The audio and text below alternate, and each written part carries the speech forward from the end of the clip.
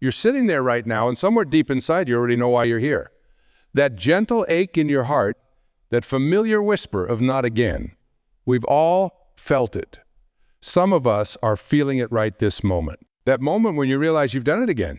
You've fallen for someone who feels exactly like the last person who broke your heart. Let me tell you about Sarah. I met her after one of my talks in Detroit back in 1995. Her eyes were tired, but there was something else there. A desperate need to understand. She had just ended her 4th relationship in 5 years, and each man had been a carbon copy of the one before. All successful businessmen, all charming at first, all eventually revealing themselves to be emotionally unavailable, just like her father had been throughout her childhood. I don't understand. She told me, her voice breaking, I'm successful. I run my own company. I've done years of therapy. I know better. So why do I keep choosing men who can't love me back? That's the question, isn't it? Why do we keep choosing the same person in different packaging? Why do we convince ourselves that this time it will be different, only to find ourselves back in familiar territory, nursing the same wounds, crying the same tears? The truth that I'm about to share with you isn't just about relationships. It's about the stories we tell ourselves. It's about the invisible scripts that run our lives without our permission. It's about the wounds we carry from childhood that we're still trying to heal through other people. Think about the last person you were drawn to. Now think about the person before that, and the one before that. Start seeing the pattern. Is it the unavailable one who needs to be fixed? The charismatic one who lights up every room but can't seem to commit? The troubled soul who needs saving? The one who reminds you of the parent who could never give you what you needed? We're not choosing with our hearts or even our heads. We're choosing with our wounds. We're choosing with our unmet childhood needs. We're choosing with the part of us that's still trying to prove we're worthy of love. I remember working with a man named James in 1989. Successful attorney, brilliant mind. He'd been married 3 times, and each wife had been increasingly younger, increasingly dependent on him. Each marriage ended the same way, with him feeling suffocated, trapped, and eventually walking away. When we dug deeper, we discovered he was still trying to prove something to his mother, a woman who had always made him responsible for her happiness, who had burdened him with her emotional needs from the time he was a small boy. He wasn't choosing wives. He was unconsciously recreating his childhood dynamic, hoping that this time he could finally get it right. This time he could successfully make someone happy. This time he could earn the love he never got as a child.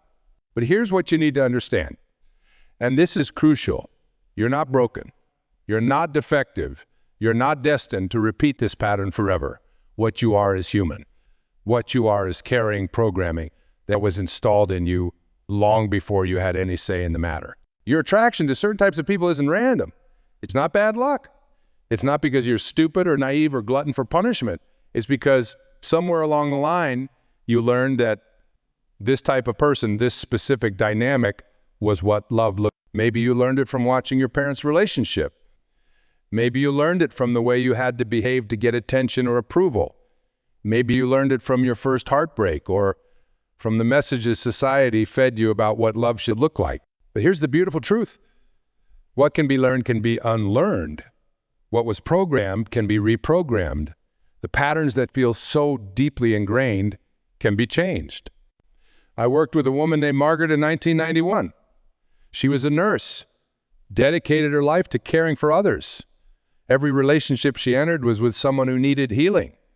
Addicts, men with troubled pasts, emotional vampires who drained her dry. She came to me exhausted, empty, wondering why she couldn't stop trying to save everyone she dated. One day, while we were exploring her past, she remembered something profound. As a little girl, her mother had always praised her for taking care of her younger siblings. You're such a good girl, Margaret. Such a good caretaker. What would we do without you? The message was clear. Her worth was tied to how much she could give, how much she could help, how much she could heal. Is it any wonder she grew up to be attracted to people who needed saving?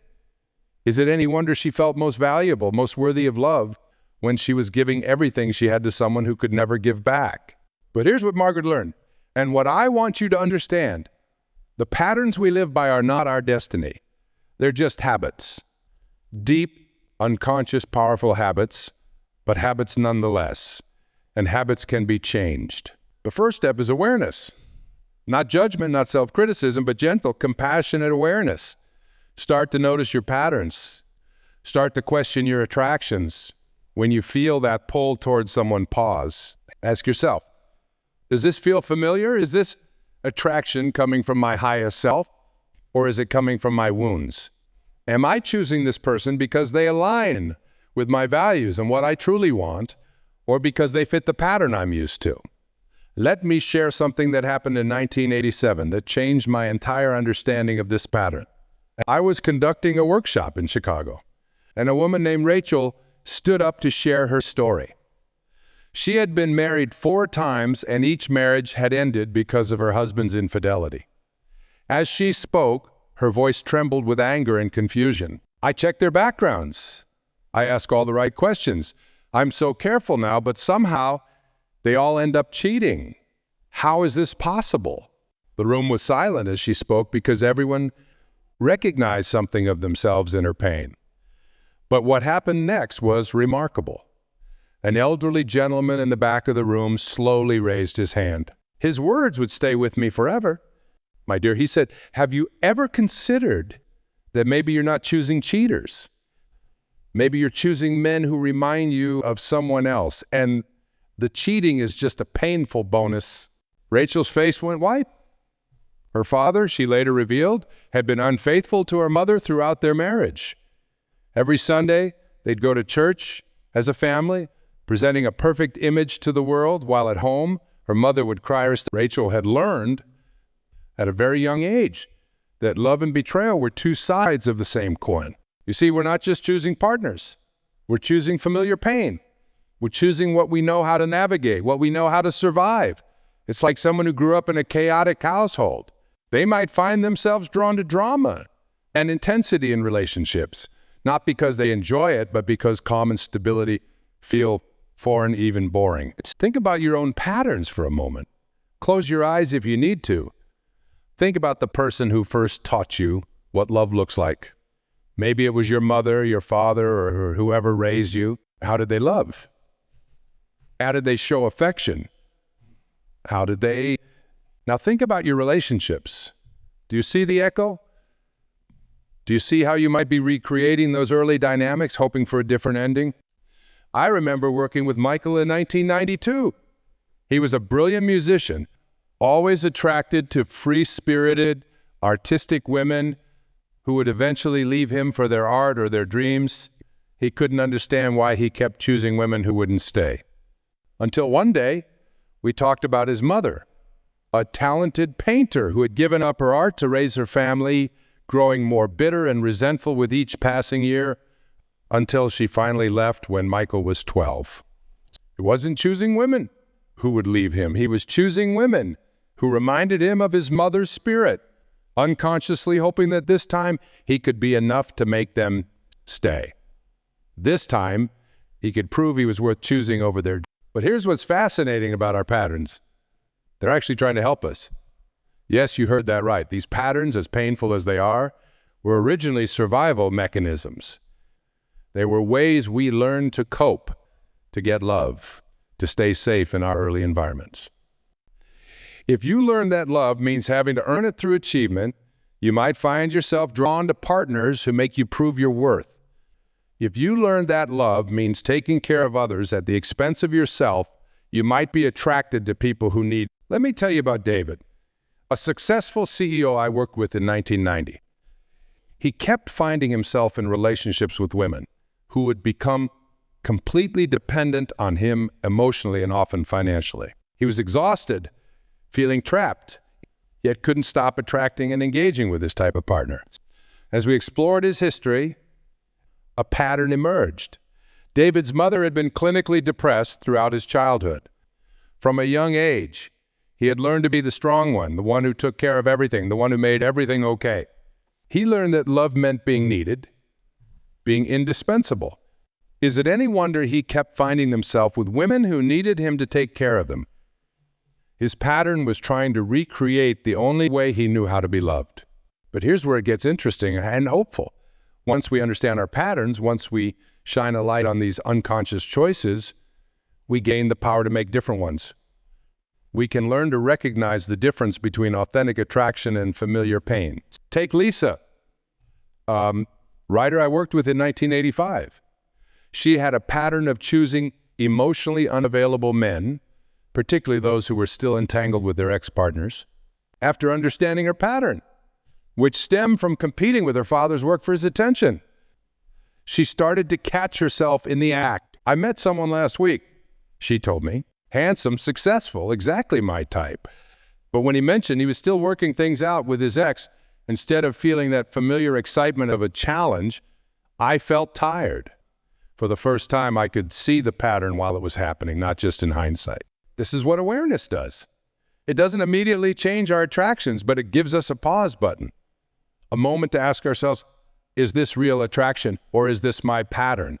Is this what I truly want, or is this what feels familiar? Remember, your patterns formed for a reason. They were your mind's way of making sense of love, of trying to heal old wounds, of trying to rewrite old stories. Don't judge yourself for having them, but also don't let them continue to run your life on autopilot. The key is to start recognizing the difference between attraction and familiarity. Just because something feels familiar doesn't mean it's right. Just because someone activates your old wounds doesn't mean they're your soulmate. Sometimes the healthiest love might feel a little boring at first because it doesn't trigger your usual drama. In 1988, I met a woman named Caroline at a retreat in Vermont. She had a successful career, wonderful friends, and a pattern of choosing men who needed fixing. Every relationship started the same way. She'd meet someone with potential, someone who just needed the right person to believe in them, to support them, to help them become who they could be. Sound familiar to anyone? Caroline would pour her heart, her energy, her resources into these relationships. She'd help them find better jobs, encourage them to pursue their dreams, support them emotionally and often financially. And every time, without fail, once they got on their feet, they'd leave, usually for someone else. One day, during a particularly powerful session, Caroline had a breakthrough that I want to share with you. She realized she wasn't really choosing these men because she wanted to help them. She was choosing them because their need for her made her feel safe. If they needed her, they couldn't leave her. Except, of course, they did. This pattern traced back to her childhood, where she'd learned that the only way to keep her father's attention was to be useful, to be helpful, to be needed. Daddy's little helper, he'd called her, in those moments when she was helping were the only times she felt truly loved. But here's what Caroline discovered, and this is crucial for all of us to understand. Being needed is not the same as being loved. Being useful is not the same as being valued. Being someone's savior is not the same as being their partner. Let me ask you something. When you think about your past relationships, how many of them started with you seeing someone's potential? How many times have you told yourself they just need someone to believe in them? How many times have you confused fixing someone with loving them? I worked with a man named Robert in 1983. He was a high school teacher dedicated to helping young people reach their potential. But in his personal life, he kept choosing partners who belittled him, who made him feel small, who never seemed to appreciate anything he did. The pattern was so consistent, it couldn't be coincidence. As we dug deeper, Robert remembered something he'd buried long ago. His mother, though she loved him, had been a perfectionist. Nothing was ever good enough. Every achievement was met with "you could have done better." Every effort was met with criticism. Love, in Robert's early experience, was inextricably linked with criticism and disapproval. Is it any wonder he kept choosing partners who made him feel the same way? On some deep level, that felt like love to him. But here's what I want you to really understand. These patterns, these choices we keep making, they're not random. They're not bad luck. They're not even bad judgment.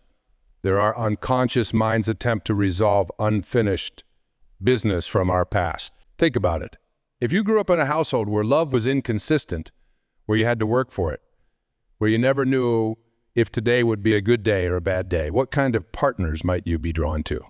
Probably someone unpredictable, someone who makes you work for their love, someone who recreates that familiar dance of uncertainty. If you grew up feeling like you had to be perfect to be loved, you might find yourself drawn to critical partners, unconsciously trying to finally win the approval you never got as a child. I remember working with Jennifer in 1991. She was a pediatric nurse, someone who spent her days caring for others. In her relationship, she kept choosing partners who were emotionally dependent on her, who needed her constant attention, just like her patients, except these were grown adults. One day, she had a profound realization. She wasn't choosing these partners because they needed her. She was choosing them because their neediness gave her a role. She knew how to play. Being needed was being loved for who she was, rather than what she could do for others, was terrifying. This is what our patterns do. They keep us in familiar territory even when that territory is painful. They keep us playing roles we know how to play even when those roles no longer serve us. But here's the thing about patterns. They only have power over us until we recognize them.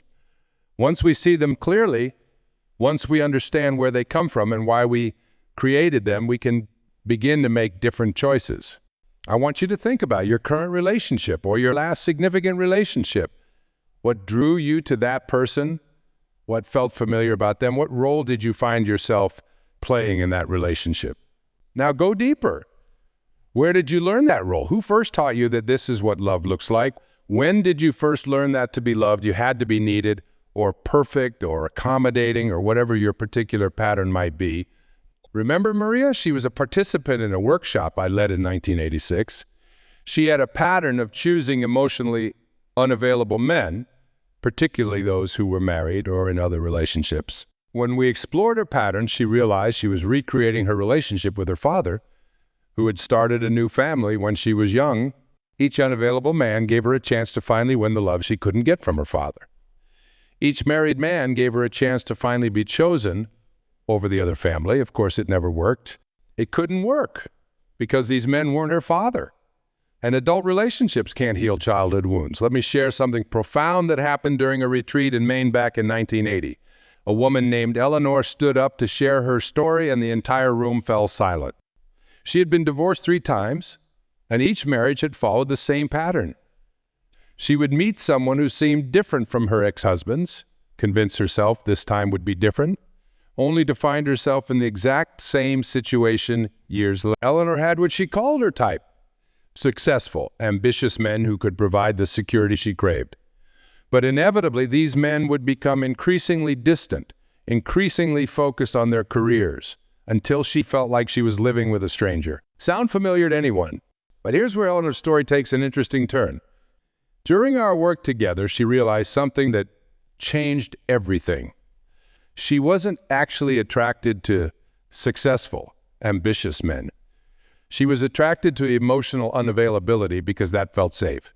Growing up with an alcoholic mother who would swing between smothering affection and cold rejection, Eleanor had learned that emotional distance was safer than emotional chaos. Her pattern wasn't about success or ambition at all. It was about choosing men who couldn't hurt her because they were never truly there in the first place. This brings us to a crucial understanding about our patterns. Often, what we think we're attracted to isn't really what we're attracted to at all. We mistake the packaging for the pattern. Take Thomas, a client I worked with in 1982. He kept finding himself attracted to what he called free spirits, women who are artistic, spontaneous, and resistant to any form of commitment. He thought he was drawn to their creativity and independence. But as we dug deeper, we discovered he was actually drawn to their unavailability. Growing up with a mother who abandoned the family when he was young, he had learned to equate love with loss. By choosing women who he knew would eventually leave, he was trying to master his childhood trauma. If he could just make one of these women stay, perhaps he could finally heal the wound his mother left. But of course, it never worked. It couldn't work because his attraction wasn't really to their free spirit. It was to their potential to recreate his original pain. This is where the real work begins. It's not enough to recognize our patterns. We must also understand that what we think we're choosing and what we're actually choosing are often 2 very different things. I want you to think about your type for a moment. Really think about it. What do you tell yourself you're attracted to? Success, intelligence, creativity, strength? Now look deeper. What are the emotional patterns that come with those traits? Is the successful person emotionally unavailable? Is the creative person unstable? Is the strong person controlling? Is the intelligent person critical? These are the real patterns we need to look at. These are the choices we're really making, often without realizing it. I remember working with Patricia in 1979. She was a successful attorney who kept choosing men who needed her help, men who were struggling in their careers, men with financial problems, men who just needed a break. She thought she was being kind, being supportive. But what she was really doing was ensuring that she would never have to be vulnerable. By choosing men who needed her, she never had to face her own needs. By being the strong one, the successful one, the one with everything together, she never had to risk being the one who might be rejected. This is what our patterns do. They protect us from our deepest fears, even as they prevent us from getting what we truly want. But here's where hope comes in. Once we understand our true patterns, not just the surface attractions, but the deeper emotional choices we're making, we can begin to make different choices. I worked with a man named Stephen in 1984. He had a pattern of choosing women who were emotionally volatile. He thought he was attracted to their passion, their intensity. But what he discovered was that he was actually choosing women who would allow him to recreate his relationship with his volatile, that each relationship gave him a chance to try to create a different ending to that story. When Stephen finally understood this, he was able to start recognizing the difference between genuine attraction and his pattern at work. He began to notice how his body felt tense around emotionally volatile women, even as his mind told him he was attracted. He started to pay attention to how he felt around emotionally stable women. Initially bored, but gradually more and more intrigued by the possibility of a different kind of relationship. This is crucial. Healing our patterns isn't just about recognizing them. It's about learning to distinguish between our authentic desires and our programmed responses. It's about learning to trust our bodies, our instincts, our genuine needs, rather than the familiar pull of our wounds. Remember, your patterns form for a reason. They were your best attempt to make sense of love, to protect yourself, to get your needs met in an environment where perhaps your real needs couldn't be met. Don't judge yourself for having them, but don't let them continue to choose your partners for you. The key is to start asking yourself different questions when you feel attracted to someone. Instead of just asking, am I attracted to them? Ask, what am I attracted to? Is it their authentic self? Or is it the familiar dance they're inviting me to join? Am I choosing them? Or is my pattern choosing them? I'll never forget Anna, who came to me in 1978. She sat in my office, tears streaming down her face, and said something that would resonate with so many others over the years. I'm successful in every area of my life except love. Why can't I get this one thing, right? Anna had a pattern of choosing men who were emotionally withdrawn. These men would show brief moments of warmth and connection, just enough to keep her hoping, trying, believing that if she just loved them enough, they would finally open up completely. It was like watching someone trying to warm themselves by a fire that kept going out. But here's what Anna discovered during our work together. She wasn't really trying to get these men to open up. She was trying to prove something to herself. Growing up with a father who was physically present, but emotionally absent, she had internalized the belief that she wasn't worthy of consistent love. Each emotionally withdrawn partner gave her a chance to prove this belief wrong. Except, of course, she was choosing partners who would prove it right. This is the deeper truth about our patterns. They're not just about who we choose. They're about what we believe we deserve. I worked with Richard in 1977. He was a kind, gentle soul who kept choosing partners who treated him poorly. On the surface, it made no sense.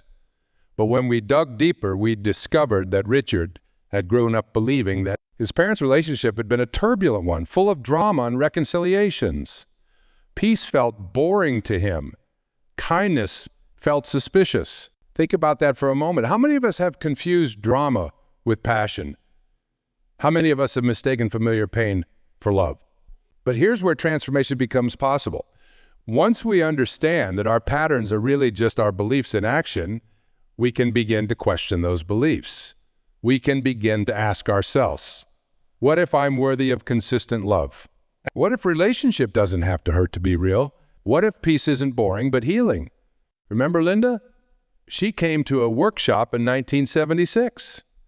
She had a pattern of choosing partners who needed saving: addicts, troubled souls, people with traumatic past. She thought she was being compassionate, loving, supportive, but what she was really doing was avoiding her own need to be loved. By always being the savior, she never had to be vulnerable.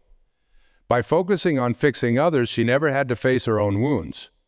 By being needed, she never had to risk being loved for who she was rather than what she could do for others. This is perhaps the most important truth I can share with you today. Our patterns aren't our destiny. They're just the stories we learned about love, about ourselves, about what we deserve, and stories can be rewritten. The key is to start with compassion. Understand that your patterns, as painful as they might be, were your mind's best attempt to protect you, to help you survive, to make sense of love in whatever environment you grew up in. But now, as an adult, you have choices. You can choose to write a new story. You can choose to believe in your worthiness of love. You can choose to recognize when your pattern is acting out of old pain rather than present truth. Start by paying attention. Notice when you feel that familiar pull towards someone. Notice if it feels like genuine attraction or if it feels like a compulsion, like something you can't resist, even though a part of you knows better. Pay attention to your body. Our bodies often know the truth before our minds do. Does this person make you feel relaxed and safe, or do they create that familiar tension that you've mistaken for attraction? Most importantly, start trusting yourself. Trust that you deserve more than your pattern has been choosing for you. Trust that real love doesn't have to recreate old pain.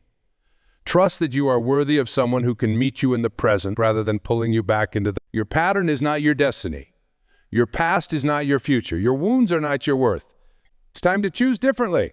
Not just different people, but a different way of choosing. It's time to choose from your wholeness rather than your wounds, from your hopes rather than your fears, from your authentic desires rather than your familiar pain. Because here's the truth, the love you're looking for, the connection you're seeking, it doesn't live in your pattern. It lives in your courage to break free from it. It lives in your willingness to feel uncomfortable choosing something different. It lives in your ability to recognize that what feels familiar isn't always what's right. You deserve a love that doesn't hurt. You deserve a love that doesn't require you to be less than who you are. You deserve a love that meets you in your wholeness, not just your wounds. And that love begins with the choice. Your choice to finally break free from the pattern that has been choosing for you.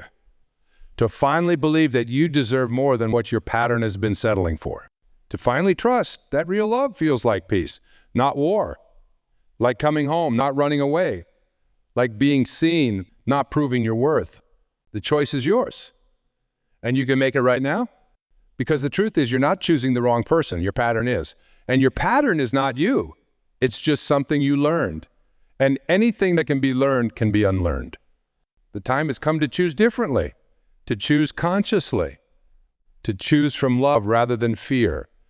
To choose from worth rather than wounds. Your next chapter begins with this choice. And you are ready to make it. Remember, the person you've been waiting for isn't the next version of your pattern. They're the person you'll meet when you finally break free from it. The love you desire exists. The connection you seek is possible. The relationship you dream of is waiting. Not in your pattern, but beyond it. Choose differently. Choose consciously. Choose now. Because you deserve nothing less than love that feels like freedom.